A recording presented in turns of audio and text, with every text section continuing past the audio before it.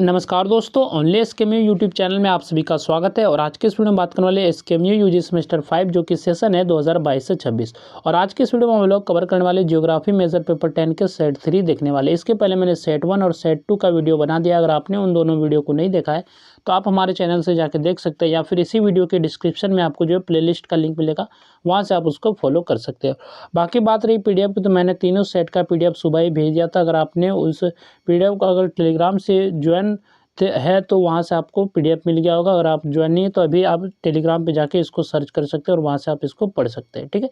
तो पहला जो क्वेश्चन है जो कि ग्रुप में वेरी शॉर्ट क्वेश्चन है, name the largest physiographic division of India. Bharat का सबसे बड़ा भौतिक विभाग कौन सा है? तो भारत का सबसे बड़ा भौतिक विभाग प्रायद्वीप पठार है, जो देश के दक्षिणी भाग में फैला प्राचीन कठोर चट्टानों से बना विस्तृत भूभाग है। नेक्स्ट टाइप का क्वेश्चन है, which crop is known as a kharif crop. कौन सी फसल खरीफ फसल कहलाती है? तो धान एक प्रमुख खरीफ फसल है जिसे मानसून की वर्षा के साथ बोया जाता है और गर्म आर्द्र जलवायु में उगाया जाता है। नेक्स्ट आपका क्वेश्चन है, what is the full form of LPG. LPG का पूरा नाम क्या है?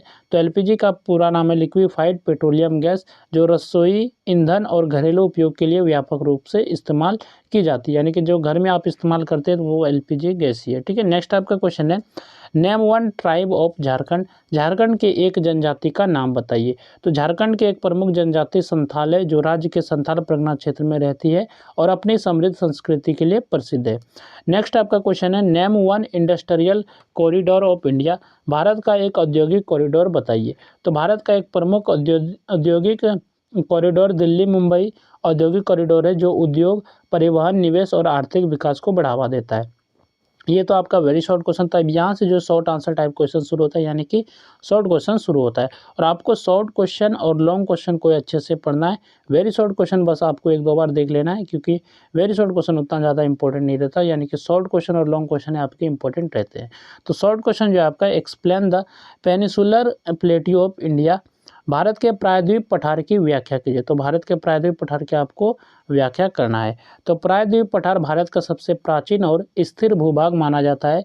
यह देश के दक्षिणी और मध्य भाग में त्रिकोणीय आकार में फैला हुआ है। इसकी उत्तरी सीमा विंध्य और सतपुड़ा पर्वतों से जुड़ी है तथा दक्षिण में यह हिंद महासागर की ओर फैलता है। यह पठार कठोर, आग्नेय और रूपांतरित चट्टानों से बना है, इसलिए यहाँ भूकंप और भूगर्भ परिवर्तन कम होते हैं। प्रायद्वीप पठार को सामान्यतः दो मुख्य भागों में बांटा जाता है, मध्य उच्च भूमि और दक्कन का पठार। मध्य उच्च भूमि में मालवा पठार, बुंदेलखंड और बघेलखंड क्षेत्र आते हैं। दक्कन का पठार दक्षिण की ओर विस्तृत है और इसका अधिकांश भाग लावा से बनी काली मिट्टी से ढका है, जो कपास की खेती के लिए बहुत उपयुक्त है। इस पठार से कई महत्वपूर्ण नदियां निकलती है। नर्मदा और ताप्ती पश्चिम की ओर बहती है, जबकि गोदावरी, कृष्णा, कावेरी और महानदी पूर्व की ओर बंगाल की खाड़ी में गिरती है। यहाँ की नदियाँ अधिकतर वर्षा पर निर्भर रहती है और इनमें जलप्रपात भी पाए जाते हैं। प्रायद्वीप पठार खनिज संपदा से बहुत समृद्ध है। यहाँ लौह अयस्क, कोयला, बॉक्साइट, मैग्नीज और अभ्रक जैसे खनिज मिलते हैं, जिससे इस क्षेत्र में उद्योगों का विकास हुआ है। पठारी भूमि, खनिज संपदा और नदियाँ इस क्षेत्र को भारत के आर्थिक विकास में महत्वपूर्ण बनाती है। नेक्स्ट आपका शॉर्ट क्वेश्चन है, right about linguistic distribution of India. Bharat के भाषाई वितरण पर लिखिए, यानी कि आपको जो है शॉर्ट नोट लिखना है भारत के भाषाई वितरण पर। तो भारत एक बहुभाषी देश है, यानी कि बहुत सी भाषाएं बोली जाती है, जहां अनेक भाषाएं और बोलियां बोली जाती है। भाषाई वितरण का अर्थ है देश के विभिन्न भागों में अलग अलग भाषाओं का फैलाव। भारत का भाषाई स्वरूप उसकी सांस्कृतिक विविधता को दर्शाता है। भारतीय संविधान के 8वीं अनुसूची में अनेक मान्यता प्राप्त भाषाएं शामिल हैं, जैसे हिंदी, बंगाली, तमिल, तेलुगु, मराठी, गुजराती, कन्नड़, मलयालम, पंजाबी आदि। भारत में भाषाओं को मुख्य 4 बड़े भाषा परिवारों में बांटा जाता है।